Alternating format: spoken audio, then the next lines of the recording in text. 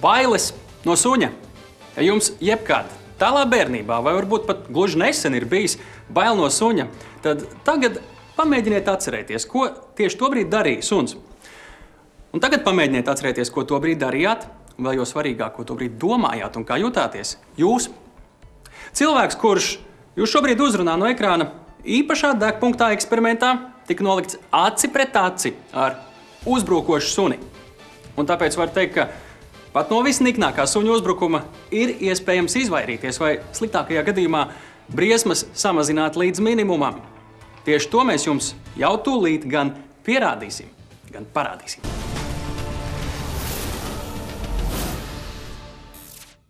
Jums uzbruk suns. Ko darīt? Kur mukt? Ko ķert? Vai ko mest? Ja jums ir panika, tad pat ļoti iespējams, ka neapzināti izdarīsiet visu, lai suns patiešām uzbruktu. Tāpēc veicām bīstamu eksperimentu, kur atkārtot praksē jums bez speciālista noteikti neiesakām. Vispirms, nav jāiet tur, kur jau iepriekš zināms, ka var draudēt briesmas no suņiem. Lūk, dažas šādas vietas. Suņa teritorija. Pilsētā pagalms, laukos, jau plašāks apvidus. Vietas, kur suņi barojas, atkritumu tvertnes vai vietas, kur cilvēki baro kaķus, arī tur sunim var nepatikt jūsu klātbūtne.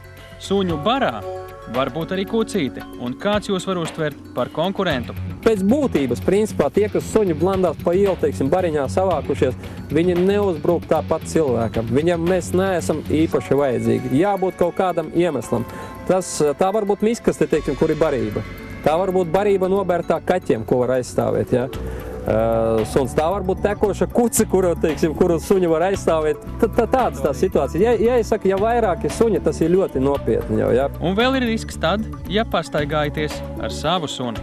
Bez iemesla suņi neuzbrūk. Tāpēc pirmais likums ir saglabāt mieru, jo izaicināt pašam nemanot, suni var ļoti dažādi un viegli. Riteņbraucējam, piemēram, nav jābrauc uz vietu, kur jau zināms, ka būs suns.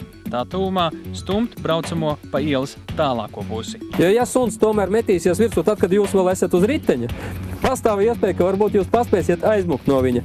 Bet ja viņš iekodīs jums kājā vai vienkārši apgāzīs jūs, ja, traumas būs daudz nopietnākas, gan no kritiena, gan pēc tam no košanas. Pats velospēds sunim ir kaitinošs?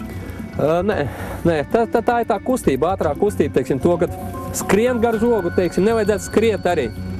Skriet gar žogu, kur ir suns, teiksim, kur, ja jūs vēl piefiksējuši esat, ka vienā un tādā pašā pagalmā, varbūt jūs no rītiem skrienat, teiksim, skrienu garām, ja, un tieši tādā pagalmā suns ārdās, ja. Tāda tā ir bīstamā zona. Vai nu mēs pārējam uz lēnāku soli un mierīgi paejam garām, vai nu skrienam pa citu ielu. Tā ir tā kustība, teiksim, skriet garām, ja, tas sanāk tā, ka mēs pamodinam viņā medību instinktu. Mūk, skrien, jāskrien pakaļ. Suni var būt sadusmojuši arī citi garām gājēji. Ja tomēr nonākat aci pret aci ar nokaitinātu suni, tas joprojām ir tikai suns. Mums kā cilvēkiem mums ir rokas, kājas, ar ko mēs varam pretoties, priekšmeti, ko mēs varam paņemt, ar ko aizstāvēties. Sunim ir tikai galva un zobi. Ja? Tātad bīstamā vieta, tā, kas tiešām mūs apdraud, ja, no suņa puses, nagi ir ļoti atšķirīgi, teiksim, skrāpēšana, teiksim, ar ķepām, ja, ir zobi. Tikai viena tā vieta, teiksim, kas mūs tiešām apdraud, tā ir galva. Viņa ļoti kustīga, jā, bet tā ir tikai viena vieta. Ir ļoti labi zināt, kas kustonim var dot iemeslu uzbrukt, jo viņš domā citādāk nekā mēs. Mūsu saspringtās kustības provocēs suni uz to, ka viņš var uzbrukt mums tādā situācijā. Kāpēc? Tāpēc, ka ja mēs saspringstam, kaut kas nav gluži riktīga mums. Tā kā suns pret suni, kad nāk, kad viņi nepazīstami suņi, ja, bet pietiekami stipri raksturā, ja, viņi nāk tā kā saspringuši viens otram klāt. Un tikai tad sāk skaidroties.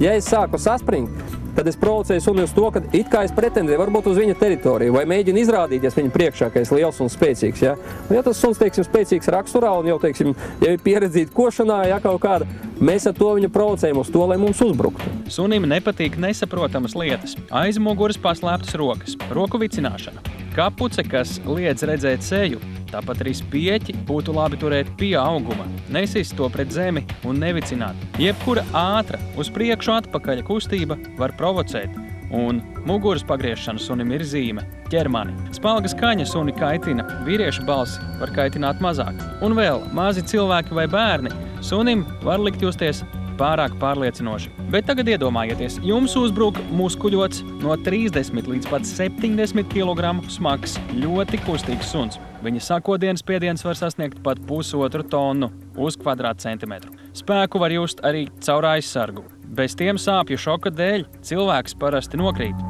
Tāpēc jānovilcina laiks, lai suns nogurtu un iespējamais kodiens būtu vājāks. Vienlaikus jāvirzās uz drošāku vietu. Tam var noderēt jaka.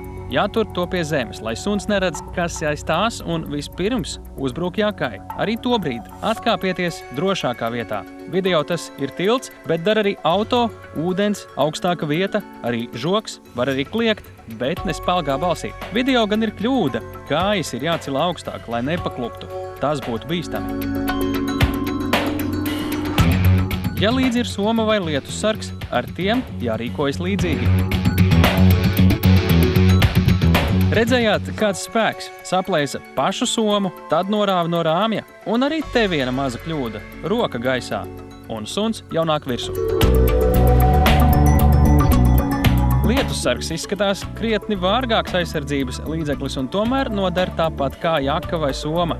Galvenais atkal nav uzbrukts uzreiz un ir laiks atkāpties. Un te atkal kļūda. Nav izdevies noturēt lietussarga spīci tieši pret suni un tajā pašā brīdī tas ir lupatās un var sekot jauns uzbrukums. Tā vai tā, visu laiku jāatkāpjas.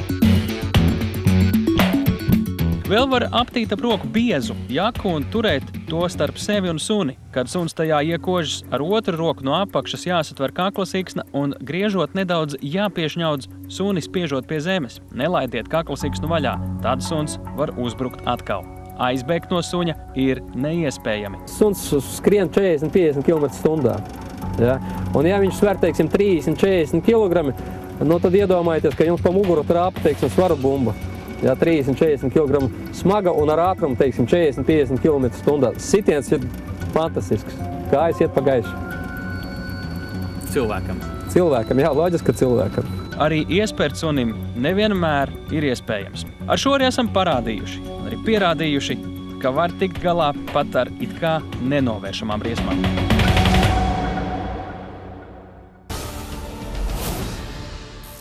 Un te nu jāsaka godīgi, krietnu tiesu dažādu paņēmienu mēs tā arī nepaguvām parādīt un izstāstīt. Bet varam tikai vēlreiz atgādināt, ka labāk līdz šādām situācijām nemaz nenonākt, kā arī to, ka iemeslu suņu uzbrukumam visbiežāk radām mēs, cilvēki.